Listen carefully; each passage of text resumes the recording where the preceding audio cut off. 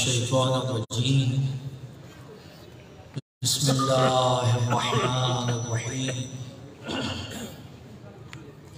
الحمد للہ رب العالمین بارئ الخلائق اجمعین فاطر السماوات والارضین باعث الانبیاء والمرسلین ثم الصلاة والسلام والتحية والإكرام على سيدنا ومولانا أبي القاسم المصطفى محمد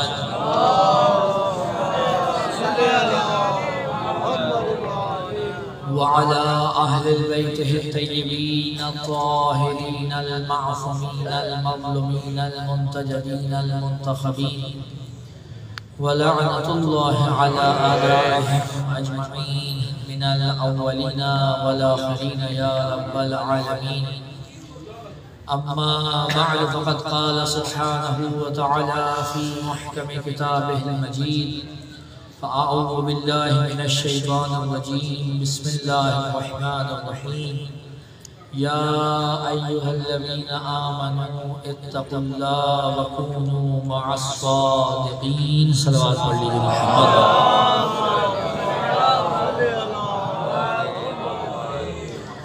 اپنی حاجات کی قبولیت کے لیے امام وقت کے ظہور میں تعجیل کے لیے جہاں کہیں مومنین و مومنات آباد ہیں کی عزت مال جان آبرو کی حفاظت کے لیے جتنے بھی مومنین نے دعا کی التماس کی ان کی حاجات کی قبولیت کے لیے ان مجالس کی مقبولیت کے لیے اپنی اپنی حاجات کی قبولیت کے لیے بانیان مجلس کی توفیقات میں اضافے کے لیے عباس سمون بھائی کی جو بھی حاجات شریعہ ہے ان کی قبولیت کے لیے جو یہاں پر خدمات سر انجام دے رہے ٹرسٹ ان کی توفیقات میں اضافے کے لیے بآواز بلند صلوات نائے.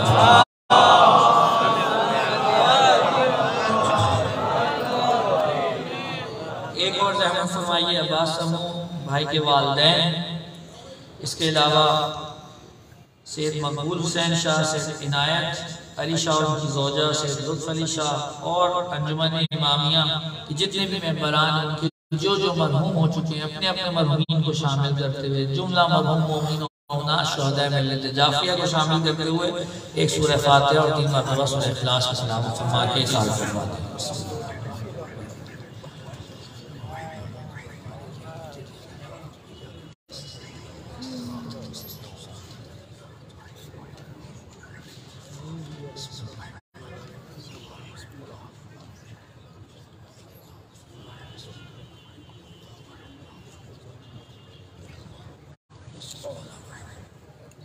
ایک صلوات نائت فرما دیجیے.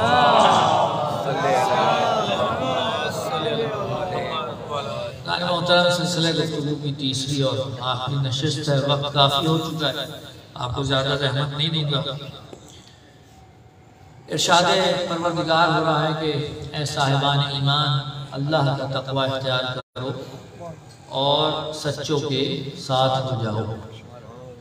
اسی ذیل میں 2 دن کچھ گزارشات خدمت میں عرض کرتا رہا، لیکن آج کچھ نئے چہرے بھی دکھائی دے رہے ہیں. کوشش یہ ہوگی کہ گفتگو ایسے ہو کہ جو پچھلی 2 تقریروں میں موجود نہیں تھے وہ اگر صرف اس تقریر سے استفادہ کرنا چاہیں تو وہ پچھلی 2 تقریر کی وجہ سے اس سے محروم نہ رہیں. صلوات پڑھ لیجیے محمد علیہ.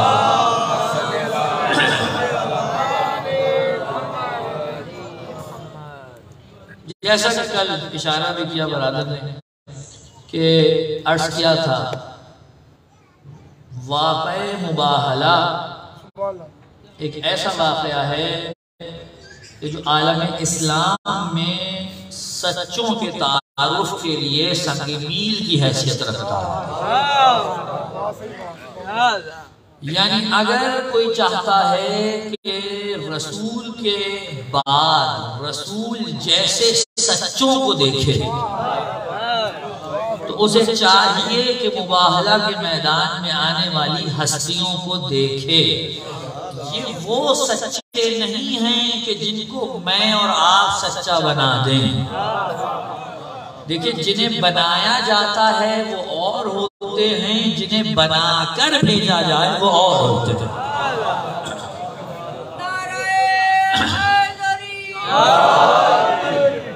اور اللہ کے لیے لازم ہے کہ وہ بنا کر بھیجے ان کو کہ جن کے اوپر اس نے اپنے دین کی ذمہ داری رکھنی ہے۔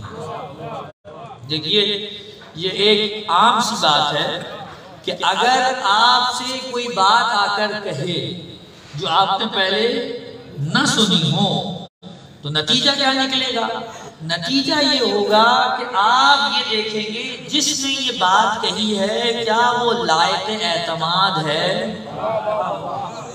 یا نہیں ہے۔ اگر لائق اعتماد نہ ہو تو جیسی بھی خبر دے آپ قابل قبول آپ کے لیے نہیں ہوگی۔ اگر آپ کے لیے وہ لائق اعتماد ہو، یعنی دوسرے لفظوں میں اگر آپ اسے سچا سمجھتے ہوں تو پھر اگر وہ اس جہان میں بیٹھ کر اس جہان کی خبریں بھی دے، نہیں جملہ بدل دیتا ہوں، اگر وہ فرش پر بیٹھ کر عرش کی خبریں بھی دے تب بھی ماننے کا دل کرے گا۔ صلوات پڑھ لیجئے محمد۔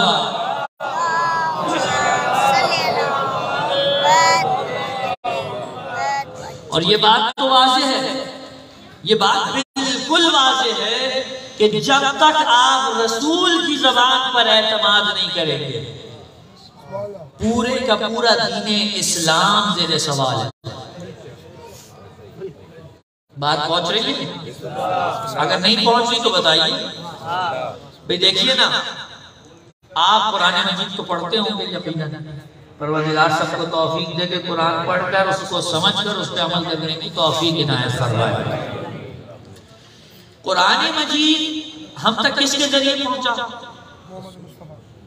ختمی مرتبت کے ذریعے سے۔ اچھا، رسول قرآن مجید اپنی زبان سے ادا کرتے ہیں، ہم تک آیتیں پہنچتی ہیں۔ اسی طرح سے رسول کچھ ارشاد فرماتے ہیں تو وہ ان کی حدیث بن جاتی ہے۔ ایسے یہ حدیث رسول آپ نے سنی ہے نا، متعدد احادیث۔ اسی طریقے سے ایک اور چیز ہے، اسے کہتے ہیں حدیث قدسی۔ یعنی یہ کیا ہے؟ یہ کلام خدا کا ہی ہے لیکن قرآن نہیں ہے، اور نقل ہوا ہے رسول کی زبان سے۔ تو معلوم ہوا زبان ایک ہی ہے، اسی سے قرآن بھی نکل رہا ہے، اسی سے حدیث بھی نکل رہی ہے، اسی سے حدیث قدسی بھی نکل رہی ہے۔ تو میں آپ سے کہوں گا آپ نے فرق کیسے کیا ان تین میں؟ آپ نے کیسے فرق کیا کہ قرآن کیا ہے، حدیث قدسی کیا ہے، حدیث پیغمبر کیا ہے؟ تو اس کے علاوہ عالم اسلام کے پاس اور کوئی جواب نہیں۔ وہ کہ بھئی جسے رسول قرآن کہہ دے وہ قرآن ہے، جسے رسول حدیث کہہ دے وہ حدیث ہے، جسے حدیث قدسی کہہ دے وہ حدیث قدسی ہے۔ یعنی پورے دین کا دار و مدار فقط رسول اللہ کی زبان پر ہے۔ اگر انہیں صادق نہیں مانا تو پورا دین فالتو ہے۔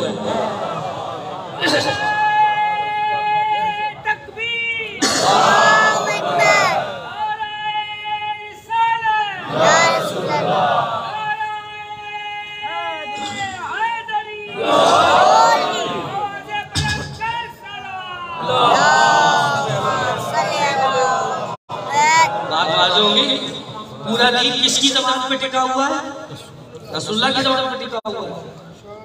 چلیے آپ کو تاریخ کی طرف لے چلوں تاکہ آج کے ایام رسول اللہ، لیکن شرط یہ ہے کہ ابھی میرے پاس یہاں نقد پیسے موجود نہیں ہیں، تمہیں یہاں سے میرے ساتھ گھر تک چلنا ہوگا اور گھر پہنچ کر میں تمہیں پیسے دوں گا۔ قبول ہے؟ قبول ہے۔ معاملہ ہو گیا، اب وہ رسول کے ساتھ چل رہا۔ رسول سے کسی نے گواہ مانگا، کیا آپ کے پاس کوئی گواہ ہے؟ اب جب یہ بحث چھڑی تو لوگ اکٹھے ہو گئے اور جو آ رہا ہے اسے بتایا جا رہا ہے یہ معاملہ۔ اب سب انتظار میں کہ کوئی آئے اور گواہی دے۔ اتنے میں خزیمہ آگے بڑھے، کہنے لگے یا رسول اللہ ماجرا کیا ہے؟ کہا بھئی میں نے اس سے اونٹ خریدا تھا، معاملہ ہوا تھا، کہا تھا گھر جا کے دوں گا اس کی قیمت اور اب یہ کہتا ہے کہ ہمارا آپ کا معاملہ نہیں ہوا. تو کہا پھر مہاجرہ کیا؟ یہ کہتا ہے کوئی گواہ ہے؟ خزیمہ آگے بڑھ کے کہتا ہے یا رسول اللہ میں گواہی دیتا ہوں، میں گواہی دیتا ہوں آپ نے یہ اونٹ خریدا ہے. سارے اکٹھے ہو کے کہنے لگے اے خزیمہ کیا تم موجود تھے اس وقت جب رسول کی یہ بات ہو رہی تھی؟ کیا تم اس وقت موجود تھے؟ کہا نہیں. تو کہا تم نے گواہی کیسے دی؟ رسول نے کہا خزیمہ کہتے تھے یہ سچ ہے، کہتے یہ سچ نہیں، جب تم موجود نہیں تھے تو گواہی کیسے دے رہے ہو؟ کہا یا رسول اللہ نہ میں نے خدا کو دیکھا، نہ فرشتوں کو دیکھا، نہ جبرائیل کو دیکھا، نہ قرآن اترتا ہوا دیکھا، نہ جنت دیکھی، نہ جہنم دیکھی. آپ نے کہا خدا ہے میں نے خدا مانا، آپ نے کہا قرآن ہے میں نے قرآن مانا، آپ نے کہا جبرائیل ہے میں نے جبرائیل مانا، آپ نے کہا فرشتے ہیں میں نے فرشتے مانگے، آپ نے کہا جنت و جہنم ہے میں نے مانا. آپ کے کہنے پر جب یہ سب کچھ مان سکتا ہوں تو یہ کیسے نہیں مانوں گا کہ یہ آپ نے کہا ہے؟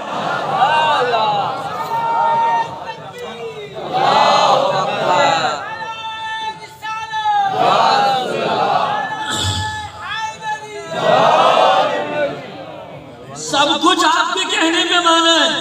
اب اگر اس موقع پہ میں آ کے کہہ دوں نعوذ باللہ رسول کہہ رہے ہیں میں نے کہا تھا، اور میں کہہ دوں کہ نہیں کہا تھا، تو یہ تو سب حقارت ہو جائے گا. رسول نے کیا صلہ دیا کہ اے مسلمانوں سنو، آج سے خزیمہ ذو الشہادتین ہے، یعنی اگر کسی بھی معاملے میں یہ اکیلا گواہی دینے آ جائے تو 2 کے برابر ہے. میرا مسلمانوں سے بس اتنا سوال ہے، جب ایک صحابی کی گواہی 2 کے برابر ہو سکتی ہے تو بنت رسول کی گواہی کیوں قبول نہیں ہو سکتی؟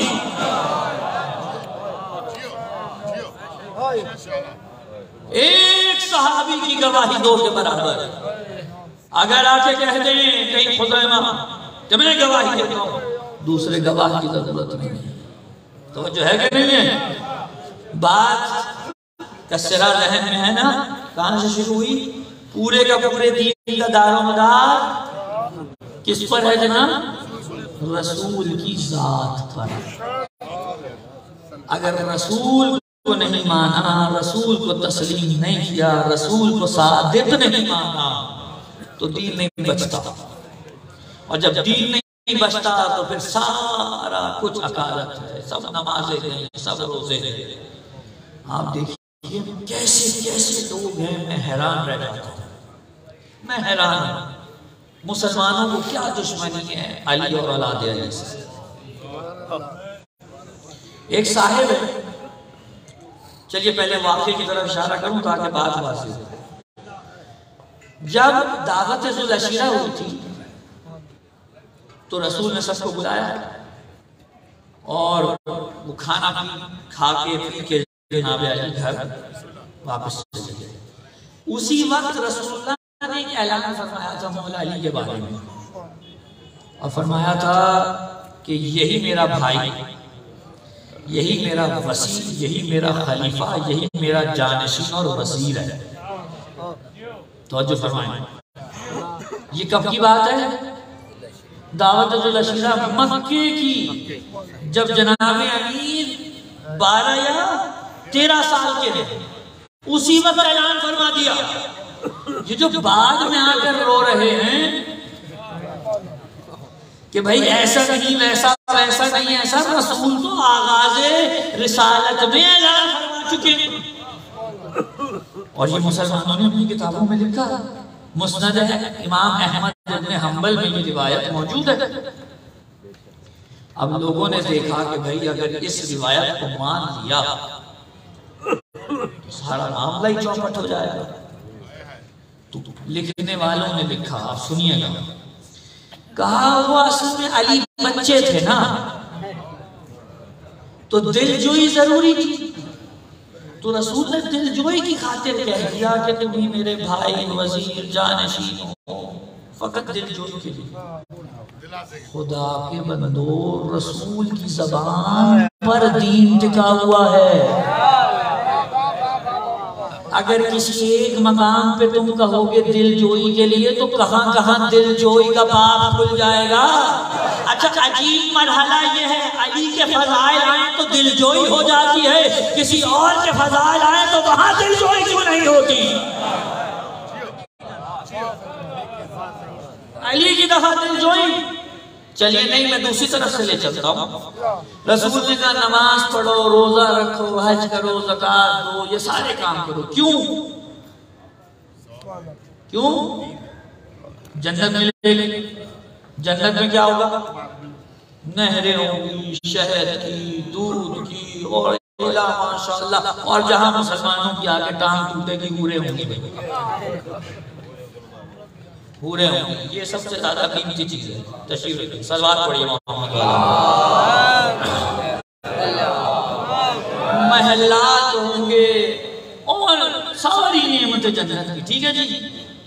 اب میرا جیسا آدمی جس کی ساری عبادتیں لالچ کی بنا پر ہے، وہ نمازیں پڑھے جا رہا ہے، روزے رکھے جا رہا ہے، حج بھی کر لیا، حاجی بھی ہو گیا، سب کچھ کیے جا رہا ہے۔ کیوں بھائی؟ جنت ملے گی، جنت ملے گی، جنت ملے گی، پورے ملیں گی اور نعمتیں ملیں گی۔ معلومہ میں مرا اور مرنے کے بعد جب میں پہنچا اس جہان میں تو اب میں انتظار میں ہوں کہ جنت کہاں ہے، پورے کہاں ہیں؟ اور مجھے رسول مل گئے۔ میں نے کہا یا رسول اللہ جنت اور پورے کہاں ہیں؟ کہ وہ تو میں نے دل جوئی کے لیے کہہ دیا تھا۔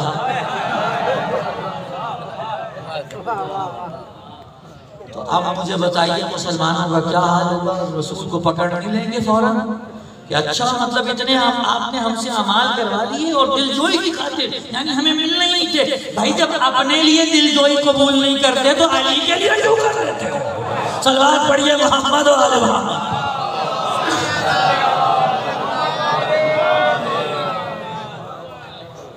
مطلب رسول کی زبان پہ آپ کو یقین نہیں ہے؟ مجھے کہنے دیجئے یہ جملہ، اگر کسی کو برا لگتا ہے بے شک لگ جائے۔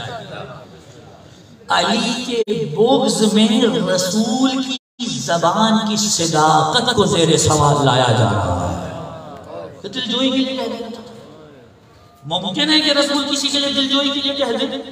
رسول اپنی ہوائے نفس سے کلام نہیں کرتے، رسول وہی کہتے ہیں جو ان پر وحی ہوتی ہے، بغیر وحی کے رسول کلام نہیں فرماتے۔ رسول نے رشتہ داریوں کی وجہ سے عہدے نہیں بانٹے، رسول نے اسی کو عہدہ دیا ہے جو قابل تھا، جو اہل تھا، جو لیاقت رکھتا تھا۔ صلوات پڑھ لیجئے محمد والا۔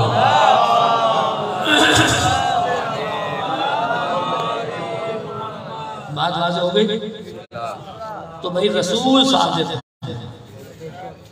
اگر رسول کو صادق نہیں مانا تو کوئی فائدہ نہیں ہونے والا۔ اور جب آپ نے رسول کو صادق مان لیا تو اب صادق جسے صادق کہے، بھئی توجہ ہے کہ نہیں؟ صادق جسے صادق کہہ دے تو جسے صادق مانا ہے اسے صادق ماننے کا لازمہ یہ ہے کہ جسے صادق صادق کہہ دے اسے بھی صادق ماننا پڑے گا۔ اور رسول نے کسے صادق کہا؟ میرے مولا امیر المومنین منبر کوفہ پہ کھڑے تھے، صلوات بھیجے محمد علیہ۔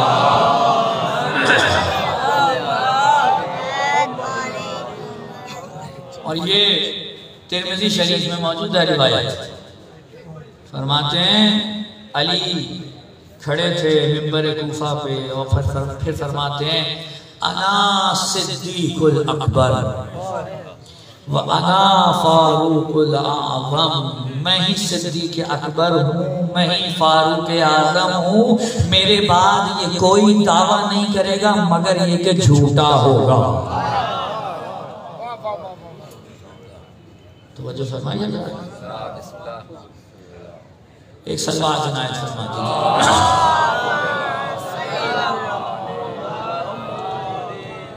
تو جو مباہلہ میں آئے وہ کون ہے جی؟ سچے۔ کل میں نے ضمناً اشارہ کیا تھا، آج میں کھول رہا ہوں گفتگو کو۔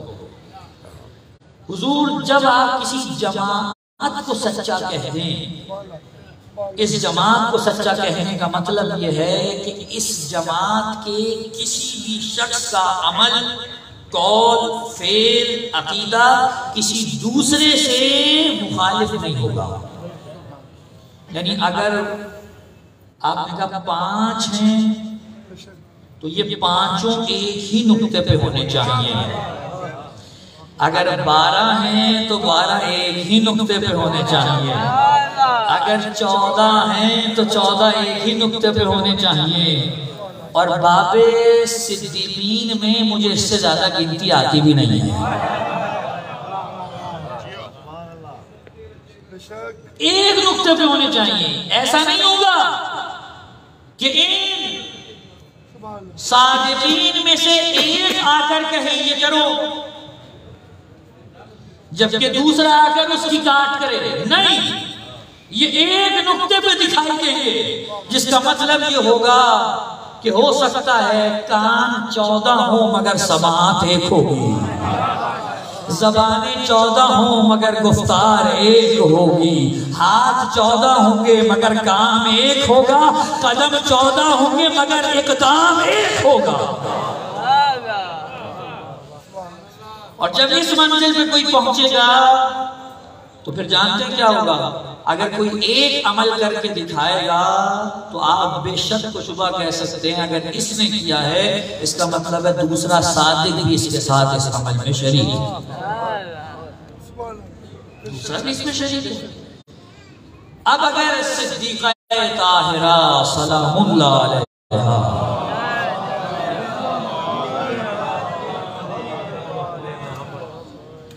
اپنا وہ جہاد کرتی ہیں جو تاریخ میں ثبت ہے، توجہ چاہوں اور ان افراد کے سامنے ڈٹ جاتی ہیں جنہوں نے علی کے حق کو غصب کیا، جنہوں نے فاطمہ کے حق کو غصب کیا۔ تو اس کا مطلب جانتے ہیں کیا ہے؟ یہ فقط فاطمہ کا عمل نہیں ہے، اگر اس وقت رسول ہوتے تو وہ بھی یہی کرتے۔ نہیں، بات نہیں پہنچی۔ حضور توجہ فرمائیے، بعد رسول کسی صادق یا امام کی ضرورت کیوں ہے؟ کیوں ہے بعد رسول ضرورت کسی صادق کی، کسی معصوم کی؟ رسول معصوم تھے، کافی تھا، ختم ہو جاتا تھا۔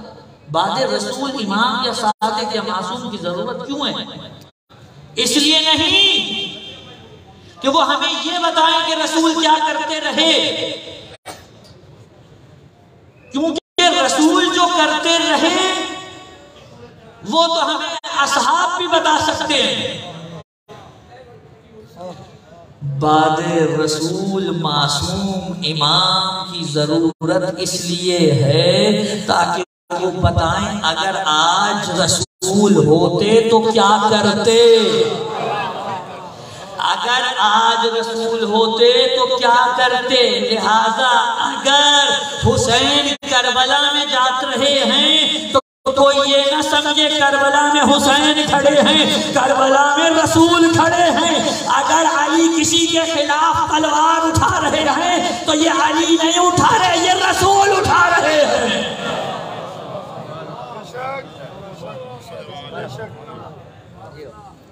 اگر صدیقہ طاہرہ کسی کے سامنے آ کے کھڑی ہو گئی ہیں، اس کا مطلب جانتے ہیں کیا ہے؟ اس وقت فقط علی کی زوجہ نہیں بول رہی ہیں بلکہ بضعۃ منی کی درجے پہ فائز وہ بی بی بول رہی ہے کہ اگر آنکھ کھڑی ہوئی ہے تو آنکھیں بند کر کے مان لو جہاں فاطمہ کھڑی ہیں وہیں رسول کھڑے ہیں۔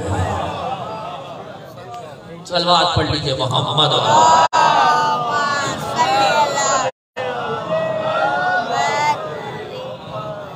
یہ بہت اہم بات تھی۔ آپ خدا کی قسم حضرت زہرا کے اس جہاد کو، اس کو جتنا سوچیں آپ کو اس کے اندر سے مطالعے ملتے چلے جائیں۔ ایک خاتون، آپ جانتے ہیں نا، بور تو نہیں ہو رہے ہیں حضرات، ایک خاتون ہمارے ہاں یہ تصور پایا جاتا ہے کہ خاتون اپنے وجود اور اپنی ساخت میں کمزور ہے، ناتواں ہے. ایسا ہے کہ نہیں ہے؟ ایک خاتون پوری ریاست کے مقابل آ کے کھڑی ہو جائے، اور بی بی نے جہاں سے خطاب شروع کیا، خدا کی قسم میں بھی مصائب نہیں پڑھ رہا لیکن کوئی سنے، عجیب جملے ہیں میری بیوی کے. جب آئی ہیں تو کہا سنو میں فاطمہ ہوں، جان لو اعلموا عنی فاطمہ، جان لو میں فاطمہ ہوں، وابی محمد، اور میرے بابا محمد تھے. صدیقہ طاہرہ اگر آ کے کھڑی ہوئی ہیں تو اس لیے تاکہ دنیا تک یہ پیغام پہنچے. آج ایک صدیقہ اگر آ کھڑی ہوئی ہے تو اب تم نے سوچنا ہے صدیقہ جس طرف ہے سچ اس طرف ہوگا. جو صدیقہ کے مقابل ہیں وہ انہی میں سے ہوں گے جن کے پاس سچ نہیں ہوگا.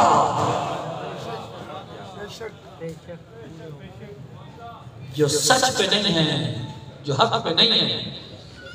اور بی بی نے پھر جو خطبہ دیا، کیا خوبصورت خطبہ، اور اس کے بعد ایک ایک کر کے ان کے اعتراضات کا جواب دیا. کہ تم مجھے کہتے ہو کہ مجھے میرے بابا کی وراثت نہیں ملے گی؟ کیا تم مجھے مسلمان نہیں سمجھتے؟ ایک مسلمان تو مسلمان سے وراثت پاتا ہے، کیا تم مجھے مسلمان نہیں سمجھتے؟ قرآن کی آیتیں پڑھی، اور آیتیں پڑھنے کے بعد اپنا مقدمہ تاریخ میں ثبت کیا، اور اہل حق کے لیے تا قیامت ایک مشعل راہ بنا دیا. کہ جو شخص بھی چاہتا ہے تا قیامت حق کو پہچانے، اس کے لیے فقط فاطمہ الزہرا کا عمل کافی ہے، کسی اور کی ضرورت نہیں ہے. مجھے یہ کہنے میں کوئی شک نہیں ہے کہ اگر بی بی نہ ہوتی اور بی بی آ کر اپنا یہ جہاد ہمارے سامنے نہ رکھتی، تاریخ کس طرح سے الٹ پھیر کر دی جاتی تصور سے بھی پرے تھا. ایک فاطمہ ہے جنہوں نے غدیر کو غدیر رہنے دیا، سقیفہ کو سقیفہ رہنے دیا، حق کو حق رہنے دیا، باطل کو باطل رہنے دیا. قیامت تک کے لیے اہل ہدایت کے لیے علم بن کے کھڑی ہو گئی کہ اگر تم دیکھنا چاہو حق کدھر ہے تو یہ دیکھنا فاطمہ کہاں کھڑی ہے. جہاں فاطمہ ہوں گی حق بھی وہی ہوگا.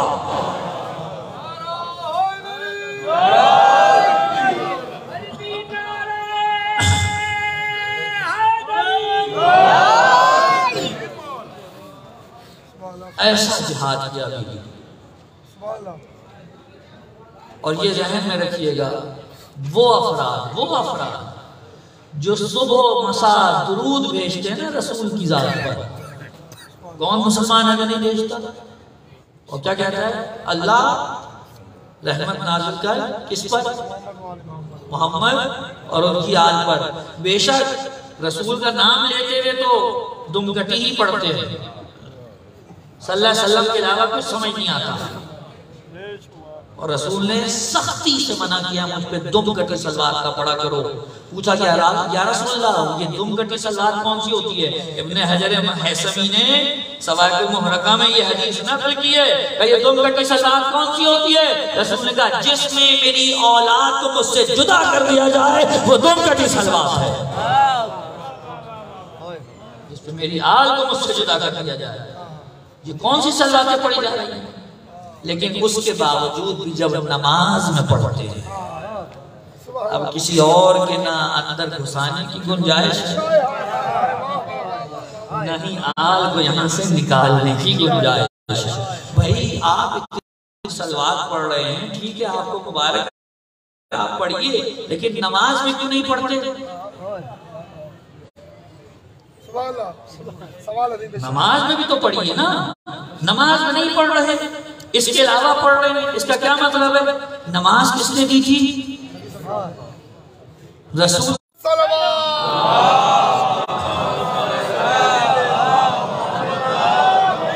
بس آخری مرحلے میں پہنچ گئی گفتگو، توجہ چاہوں. لیکن آپ کہتے ہیں اللہ کس پہ درود نازل فرما، رحمت نازل فرما محمد اور ان کی آل پر. ایک سوال کرنا چاہ رہا ہوں، اگر یہ آج حل ہو گیا، 3 دن کی مجلس میں محنت سوالات. سوال یہ ہے کہ آپ جب کہتے ہیں اللہ محمد اور ان کی آل پر رحمت نازل فرما، اگر آپ نہیں کہیں گے تو کیا اللہ نہیں کرے گا؟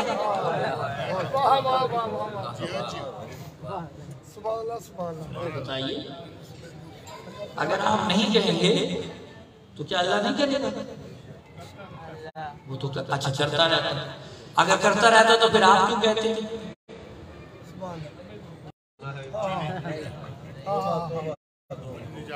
جس دن یہ سمجھ کے پڑھا یہ رحمت نہیں رحمت بن جائے گا. توجہ ہے؟ تو پھر ہوا کیا؟ یہ درود پڑھنا کیوں ہے؟ اب فرما رہے ہیں کہ اللہ نے خود پڑھا. بالکل. اب اگر یہ آپ نے بحث چھیڑ دی نا، مجھے آدھا گھنٹہ اور لگ جانا. ان اللہ وملائکتہ یصلون علی النبی یا ایھا الذین آمنوا صلوا علیہ وسلموا تسلیما.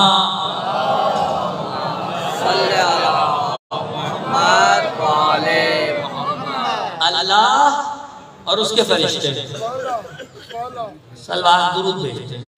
اب آپ سے میں سوال کرتا ہوں، یہ ہمارے یہاں شاعروں نے بھی اس کو بہت نظم کیا ہے کہ یہ وہ عبادت ہے جس میں لا شریک بھی شریک ہے.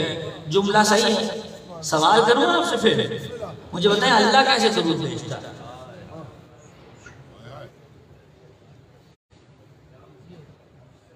آج تو معاملہ گڑبڑ چل رہا ہے. اللہ کیسے درود بھیجتا ہے؟ ویسے جیسے میں اور آپ بھیجتے ہیں. اگر وہ کہے اللہم صلی علی محمد و آل محمد تو وہ تو خود اللہ ہے. وہ کس سے کہے گا؟ نعوذ باللہ وہ کسی اور اللہ سے کہے گا. اللہ تو یہ نہیں کہہ سکتا کہ اے اللہ محمد اور ان کی آل پر رحمت نازل فرما.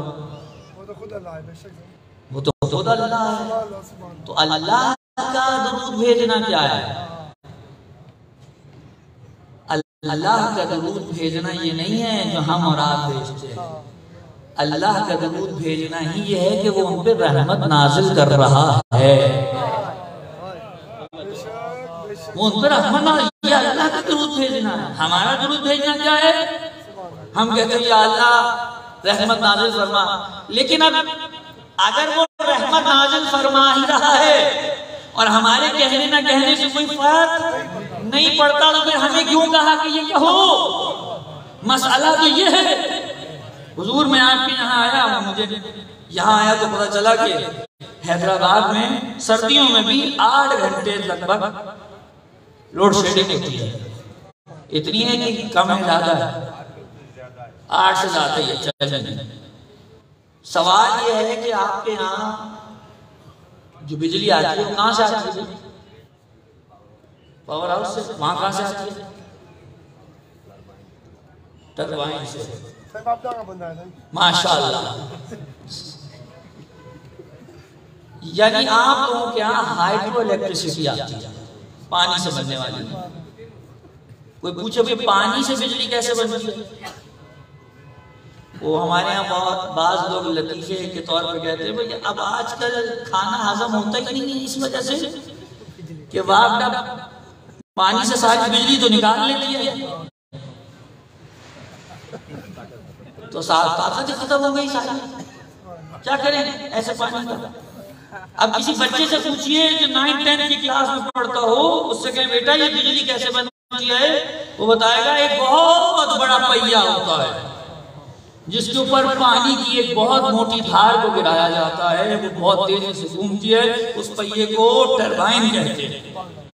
دوسری طرف اس کے مغناطیس ہے اور وہ مغناطیس بہت تیزی سے گھومتا ہے تو کرنٹ جنریٹ ہوتا ہے، اور جب وہ کرنٹ بنتا ہے تو پھر اسے مختلف ذرائع سے شہروں تک پہنچایا جاتا ہے، پھر بجلی گھروں تک پہنچایا جاتا ہے، پھر ٹرانسفارمروں تک پہنچایا جاتا ہے، پھر آپ کے گھر کے باہر ایک باکس لگا دیا جاتا ہے اور وہاں سے آپ کے گھر میں بجلی سے چلنے والی چیزوں تک بجلی کی فراہمی اور اس کی ترسیل کو یقینی بنایا جاتا ہے۔ ایسا ہی ہے۔ سوال یہ ہے کہ یہ جو بجلی بنائی گئی تھی یہ کس لیے بنائی گئی تھی؟ ایک جگہ محفوظ رکھنے کے لیے یا ان چیزوں کو چلانے کے لیے؟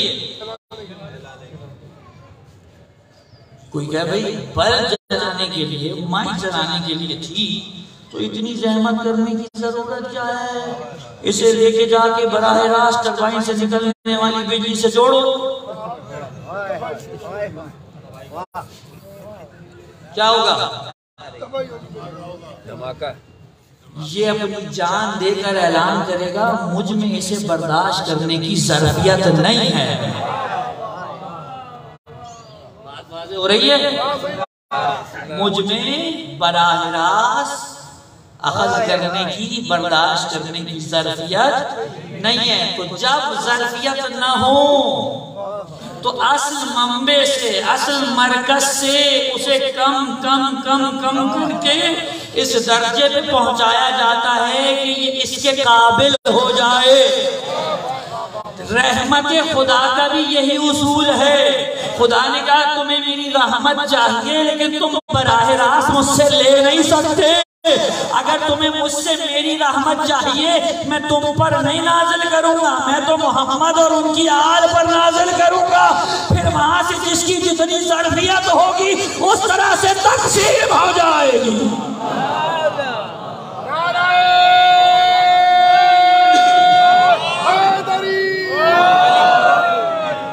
محمد والے محمد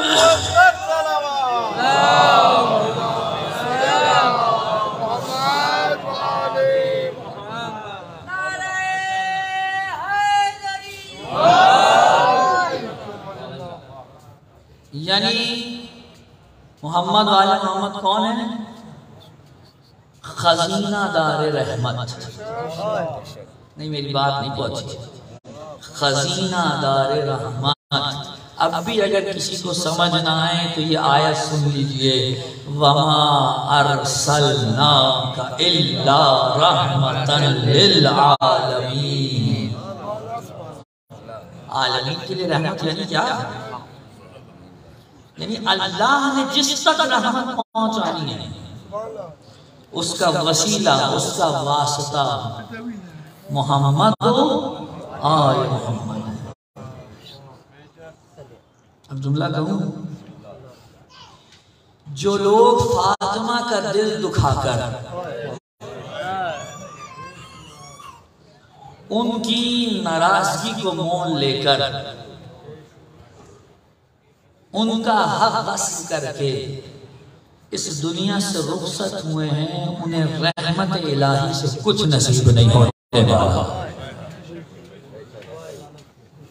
کچھ نہیں ملنے والا، کیونکہ انہوں نے اس واسطے اور وسیلے کو ہی ناراض کر دیا جس کے ذریعے سے انہیں رحمت حاصل ہونی تھی۔ اگر وہ واسطہ ہی منقطع ہو جائے آپ کو رحمت کہاں سے ملے گی؟ اسی لیے رسول بارہا یہ کہہ کے گئے فاطمہ میرا ٹکڑا ہے، جس نے اسے راضی کیا اس نے مجھے راضی کیا، جس نے مجھے راضی کیا اس نے خدا کو راضی کیا، جس نے اسے ناراض کیا اس نے مجھے ناراض کیا، جس نے مجھے ناراض کیا اس نے خدا کو ناراض کیا۔ یہ روایات رسول کی اسی لیے ہیں تاکہ حق کا پتہ چلے کہاں ہے۔ حضرت عباس رحمت تمام یہ جو دن گزر گیا یہ وہ آخری دن تھا جس میں علی کے گھر میں فاطمہ کی آوازیں گونجی۔ اس کے بعد علی کے گھر میں فاطمہ پر رونے کی آوازیں تو گونجیں گی لیکن فاطمہ کی آواز نہیں گونجے گی۔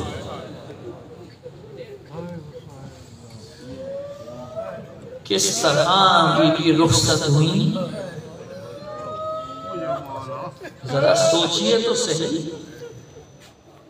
جس بیوی کے لیے رسول اپنی مسند چھوڑ دیتے تھے اسے گھنٹوں دربار میں کھڑا رکھا ہے۔ آپ جانتے ہیں جب جناب زینب سلام اللہ علیہا شام کی قید نبھا کر آئیں اور پہنچی ہیں مدینے، تو مدینے پہنچ کے سید سجاد سے کہا سجاد میں گھر نہیں جاؤں گی۔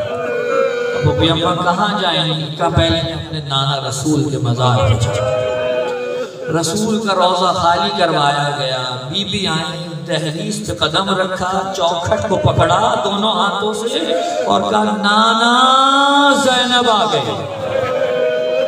اور یہ جملہ کہہ کر آگے بڑھی، جا کے نانا کی قبر سے لپٹ گئی اور رونا شروع کیا کہ نانا کیا بتاؤں زینب کہاں کہاں سے گزری ہے، نانا میرا علی اکبر مارا گیا، میرا اصغر مارا گیا، میرا حسین مارا گیا، میرا عباس مارا گیا۔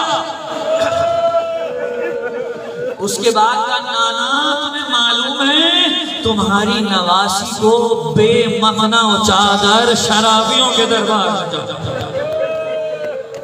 اجرکم اللہ، عزاداروں یہ باتیں کر رہی تھی۔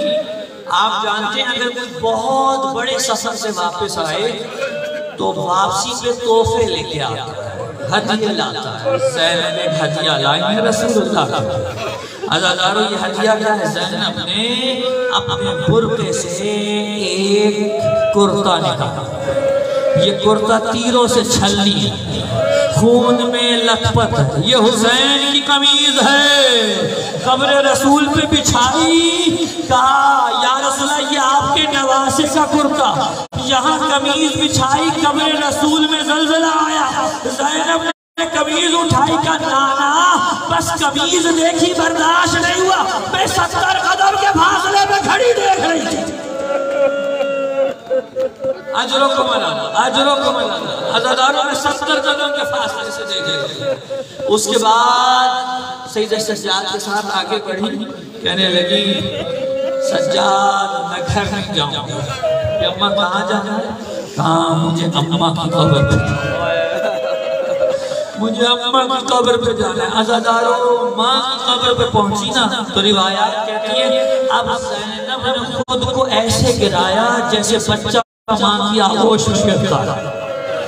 آپ جانتے ہیں بیٹیاں ماں سے کچھ نہیں چھپاتی۔ اب جب پہنچی ہے نا، میں مسائل پورے نہیں پڑھ پاؤں گا، اگر یہ جملے سمجھ جائیں رونے کے لیے گھر تک کافی ہے۔ آئیں آگے کہنے لگی اماں کیا بتاؤں، دربار تم بھی گئی تھی، دربار سے میں بھی آ رہی ہوں، لیکن اماں تم پردے میں گئی تھی، میں بغیر ردا کے گئی تھی۔ اجرکم اللہ، عزاداروں دوسرا جملہ سنیں گے، کہا اماں تازیانہ تمہیں بھی مارا تھا، تازیانے مجھے بھی مارے ہیں، بس فرق اتنا ہے تمہارا شانہ نیلا ہوا تھا، زینب کی پوری پوشت نیلی ہے۔ اجرکم اللہ، عزاداروں زہرا اس طرح ستائی ہوئی گئی امت کے ہاتھوں کہ وصیت کر دی یا علی جنہوں نے مجھے ستایا ہے وہ میرے جنازے میں نہ آئے، یا علی جنہوں نے میرا حق غصب کیا ہے وہ میرے جنازے میں نہ آئے۔ عزاداروں علی نے فاطمہ کی وصیت کے مطابق خود غسل بھی دیا، خود کفن بھی دیا، اب اس کے بعد جنازہ لا کر کمرے میں رکھ دیا اور بچوں سے کہا آؤ بچوں آؤ، آ کر اپنی ماں سے ودا کر لو۔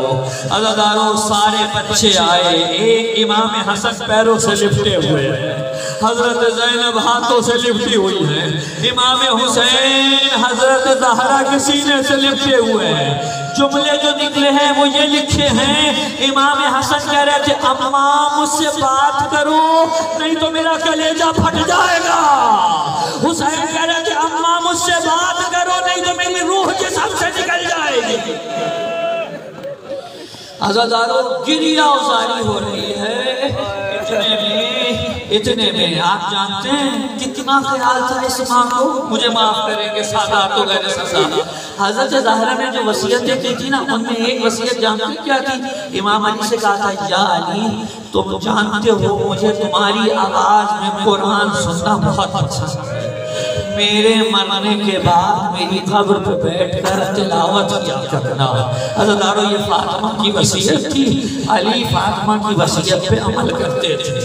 ایک رات کو اب جانتے نا فاطمہ کی قبر تو مٹا دی گئی تھی، فاطمہ دفنائی نہیں گئی عزیزانو، چھپائی گئی ہے۔ فاطمہ کو دفنایا نہیں گیا، فاطمہ کو چھپایا گیا عزیزانو۔ ایک رات علی قبر پہ بیٹھے ہوئے، آقا انصاری نے لکھا ہے ایک رات علی قبر پہ بیٹھے قرآن پڑھ رہے تھے کہ اچانک قبر فاطمہ میں لرزہ آیا، آواز آئی یا علی گھر واپس چلے جائیے اور آج کے بعد رات میں میری قبر پہ قرآن پڑھنے نہ آئیے گا۔ علی نے کہا فاطمہ اس کی وجہ کیا ہے؟ کہ یا علی آپ جانتے ہیں میرے بچے چھوٹے ہیں، آپ یہاں آ گئے میرے چھوٹے بچے سوتے سے جاگ گئے ہیں، زینب حسین سے لپٹ کے رو رہی ہے، میرے بچے میرے بستر سے لپٹے ہوئے کہہ رہے ہیں اماں ہمیں کہاں چھوڑ گئی ہو، جائیے میرے بچوں کے پاس جا کر سو جائیے۔ حضرتانو بچے رو رہے ہیں، ماں کا جنازہ اٹھ رہا ہے۔ آپ جانتے ہیں نا اگر آپ کے یہاں بھی خدا سب کی ماں کو محفوظ رکھے، لیکن جن کی مائیں گزر گئی ہیں اگر ان کے گھر سے جنازہ اٹھے تو بچوں کا کیا عالم ہوتا ہے۔ لیکن یہ غربت ہے فاطمہ کے بچوں کی کہ علی کہہ رہے ہیں بچوں زور سے نہیں رونا، اگر اونچی آواز سے رو گے تو انہیں بھی خبر ہو جائے گی جنہیں نہیں بتانا۔ عزادارو جنازہ اٹھنے کا وقت آیا، جنازہ اٹھنے کا وقت آیا۔ اب جب جنازہ اٹھنے کا وقت آیا علی کی غربت کھل کے سامنے آیا، علی نے غسل دے دیا، کفن دے دیا، لیکن اب معاملہ یہ ہے کہ جنازہ اٹھانے کے لیے تو 4 کندھے چاہیے، گھر میں ایک ہی مرد ہے عزادارو وہ علی حسن حسین، تو بچے چھوٹے، جنازہ کیسے اٹھے گا؟ علی نے سلمان، ابو ذر کو بلا لیا، عمار کو بلا لیا، مقداد کو بلا لیا، 7 لوگوں نے جنازہ اٹھایا فاطمہ، فقط 7 لوگ شامل ہیں فاطمہ کے جنازے میں۔ جنازہ اٹھا، اب آپ اس سے پوچھئے نا جنازہ اٹھا کہاں گیا؟ جہاں بھی دفنایا علی نے مجھے نہیں پتا، جنازہ اٹھا کر علی لے جا کر قبر کے مقام پر رکھ دیا۔ اب سلمان بھی چلے گئے، ابو ذر بھی چلے گئے، مقداد بھی چلے گئے، عمار بھی چلے گئے۔ اب آپ جانتے ہیں جب لاشا قبر کے دہانے پہ رکھا جاتا ہے کوئی اوپر سے اٹھانے والا ہونا چاہیے، کوئی قبر میں اتارنے والا ہونا چاہیے۔ علی کی غربت یہ ہے علی تنہا بیٹھے ہیں، کوئی ساتھ قبر میں اتارنے والا نہیں ہے۔ بس ایک مرتبہ لاشا اٹھایا تھا کہ قبر سے 2 ہاتھ نکلے کہ یا علی لاؤ میری فاطمہ میرے حوالے کر دو۔ علی نے رسول کے ہاتھ دیکھے نا، جب علی نے رسول کے ہاتھ دیکھے، جنازہ رسول کے حوالے کرنے کے بعد ایک جملہ کہا کہ یا رسول اللہ فاطمہ بڑی ستائی گئی ہے، فاطمہ نے مجھے بھی نہیں بتایا کیا ہوا، آپ پوچھئے گا فاطمہ سے فاطمہ کے ساتھ کیا ہوا۔ اور اس کے بعد ایک جملہ کہا کہ یا رسول اللہ جب شادی ہوئی تھی نا آپ نے فاطمہ کا ہاتھ میرے ہاتھ میں دے کے کہا تھا یہ امانت تمہارے حوالے، یا رسول اللہ مجھے معاف کر دینا، امانت جیسے میرے حوالے کی تھی میں یہ آپ کو واپس نہیں لوٹا پایا۔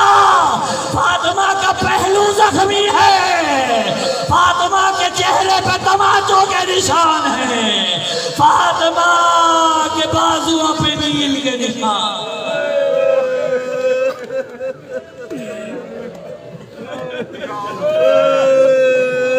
ماتم